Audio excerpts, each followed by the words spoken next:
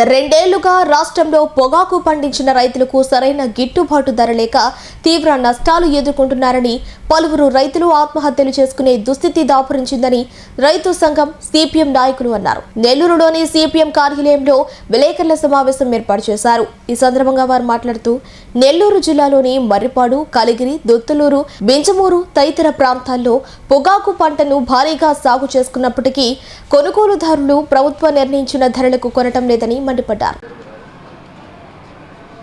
రైతులందరికీ రిజిస్ట్రేషన్ పట్టాలు ఇవ్వాలి, రామ్నగర్ లో ఏర్పాటు చేయాలి, రామ్నగర్ శుద్ధ కార్మికుల్ని రక్షించాలి, రామ్నగర్ దళిత రిజిస్ట్రేషన్ పట్టాలు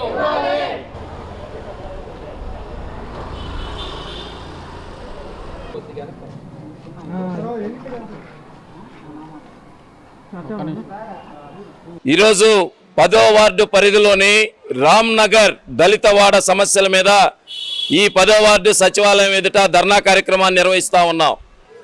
రామ్నగర్ అంటే నెల్లూరు సిటీలో అన్ని ప్రాంతాల్లో ఉన్నటువంటి చెత్త చెదారాలు, మలినాలు, వ్యర్థాలు వీటన్నిటిని కూడా శుభ్రపరుస్తూ ప్రజల ఆరోగ్యాల్ని కాపాడుతూ వారి ఆరోగ్యాల్ని పణంగా పెట్టేటటువంటి పారిశుద్ధ్య కార్మికులు నివసించేటటువంటి ప్రాంతమే రామ్నగర్ దళితవాడ.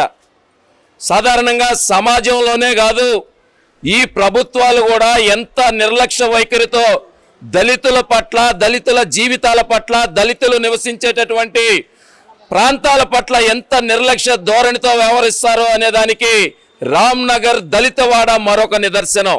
చివరికి ఈ సచివాలయానికి వస్తే ఈ సచివాలయంలో కేవలం 2 సెక్రటరీలు మాత్రమే ఉన్నారు. ఒకరు శానిటేషన్ సెక్రటరీ, ఒకరు వచ్చి ఎడ్యుకేషన్ సెక్రటరీ.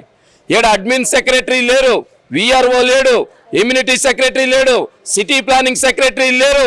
మొత్తం సచివాలయమే ఖాళీ, సచివాలయం ఖాళీ. ఆ రామ్నగర్ దళితవాడల్లో ఎక్కడ చూసినా మురికి కోపం, సైడ్ కాలువలన్నీ పూడిపోయి దోమలమయం, చిన్న చిన్న కోళ్ల గోళ్లలో లాంటి ఇళ్లలో రామ్నగర్లో ఉన్నటువంటి పారిశుద్ధ్య కార్మికుల జీవితాలు అత్యంత దుర్భరంగా ఉన్నాయి. అతిపెద్ద దళితవాడ, పారిశుద్ధ్య కార్మికులు నివసించేటటువంటి దళితవాడ. కానీ ఈరోజు అక్కడ ఉన్నటువంటి యువతీ యువకులు పనులు లేక, ఉపాధి లేక, ఉద్యోగాలు లేక తీవ్రమైన ఇబ్బందులు పడుతున్నారు. మరోవైపు ఈ పారిశుద్ధ్య కార్మికులే ఆన్లైన్లో ఇక్కడ వచ్చి మాకు అమ్మఒడి లేదా తల్లికి వందనం లేదా పెన్షను, హౌసింగ్, ఇళ్ల స్థలం అంటే మీరు పర్మనెంట్ ఉద్యోగులు అని చెప్పి ఈ ప్రభుత్వ వెబ్సైట్లో చూపిస్తుంది. అక్కడ చూస్తే ఆప్కాస్ అవుట్ సోర్సింగ్ కార్మికులు, అటు జీతానికి అటు ఉద్యోగానికి అక్కడ పనికిరారు. ఇక్కడ సంక్షేమ పథకాల కోసం వస్తే మీరు ప్రభుత్వ ఉద్యోగులు అని చెప్పి ఇక్కడ సచివాలయంలో చెప్తారు. మరోవైపు దళితులు, సమాజంలో చిన్న చూపు, సమాజంలో వివక్షత, ఈ ప్రభుత్వం చూపుతున్నటువంటి చిన్న చూపు, ఇంత దారుణాతి దారుణంగా ఈ రామ్నగర్ దళితవాడ పరిస్థితి ఉంది.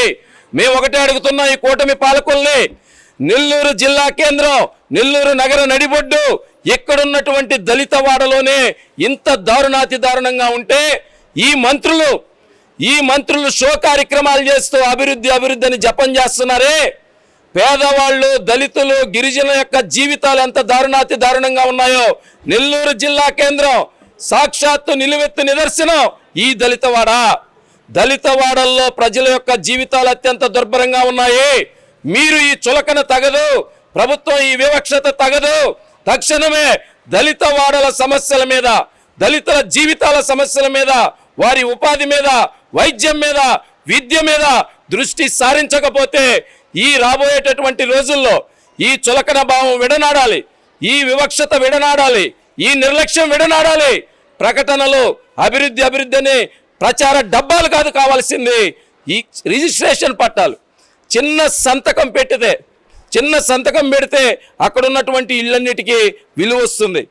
రామ్నగర్ అనేది గత 150 సంవత్సరాల పై నుంచి ఉంది. రామ్నగర్ దళితవాడ ఈ చుట్టుపక్కల ఉన్నటువంటి ప్రాంతాలు ఏవి కూడా లేవు, కానీ చుట్టుపక్కలంతా లేఅవుట్లు అయ్యాయి, పెద్ద పెద్ద బిల్డింగ్లు అయ్యాయి. కానీ ఆ రామ్నగర్ మాత్రం ఎక్కడ వేసిన గొంగలు అక్కడే అన్నట్టుంది. ఇది కరెక్ట్ కాదు. ఖచ్చితంగా రామ్నగర్ దళితవాడ అక్కడ ఉన్నటువంటి దళితుల సమస్యల పరిష్కారం మీద దృష్టి సారించాలి, లేకపోతే మరింత ఆందోళన భవిష్యత్తులో ఉధృతం చేస్తాము అని చెప్పి హెచ్చరిస్తూ ఉన్నాం. 10/3 సచివాలయం రామ్నగర్ యందు దళితవాడైనా సరే దళితవాడలో నివసిస్తున్నటువంటి మున్సిపల్ కార్మికులు ఎన్నో ఏళ్ళ నుంచి ఇంటి పట్టాలు లేకుండా ఎన్నో సమస్యలు ఎదుర్కొంటున్నారు. దయచేసి ప్రభుత్వము ఇంటి స్థలాలు, ఇంటి పట్టా రిజిస్ట్రేషన్లు ఇవ్వాలి. అలాగే కాలువలు పూడికి తీయాలి. రామ్నగర్ ప్రాంతంలో పారిశుద్ధ్య కార్మికుల్ని వెంటనే నిర్మించాలి. ఇంటింటికి చెత్త వాహనము ఏర్పాటు చేయాలి. కరెంటు స్తంభాలు, వైర్లు ఎన్నో ఏళ్ళ నుంచి చీకుపడిపోయి కరెంటు వస్తూ పోతూ నానాకు ఇబ్బందులు పడుతున్నాము. అలాగే మన ఏసీ నగర్కు సంబంధించి ఎదురుగా వాటర్ ట్యాంక్ ఉంది. ఆ వాటర్ ట్యాంక్ సన్న సందు ఉంది. ఆ సందుకి వెంటనే కాలువ నిర్మాణం చేయాలి. ఆ రోడ్డు వేసి ఆ కలవట్లను హైట్ చేసి కట్టాలి. అలాగే పెన్షన్లు, చాలామందికి పెన్షన్లు లేవు. రామ్నగర్లో చాలామందికి ఇల్లు లేవు. దయచేసి ప్రభుత్వం అర్థం చేసుకొని వెంటనే మా రామ్నగర్ని దృష్టిలో పెట్టుకొని మీరు సహకరించవలసిందిగా కోరుతున్నాం.